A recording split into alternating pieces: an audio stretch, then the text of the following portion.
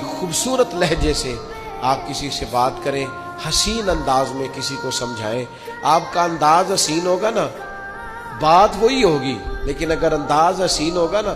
وہ ایک بادشاہ سلامت تھے، ان کو خواب آیا کہ میرے سارے دانت ٹوٹ گئے. تو ایک تعبیر کرنے والا بلایا، اس کو کہنے لگے میں نے خواب دیکھی ہے میرے سارے دانت ٹوٹ گئے. تو اس نے تعبیر کی. وہ کہنے لگا بڑے دکھ سے بتا رہا ہوں، آپ کی زندگی میں آپ کے سارے رشتہ دار، بال بچہ، بہن بھائی سب فوت ہو جائیں گے.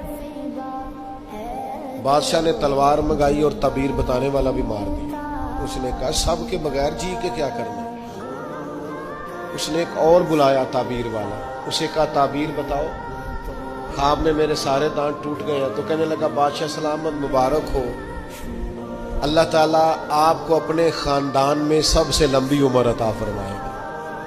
بادشاہ نے اسے انعام دیا، تحفے دی. اچھا یہ بتاؤ اللہ سب سے لمبی عمر عطا کرے گا، اس کا ترجمہ کیا ہے؟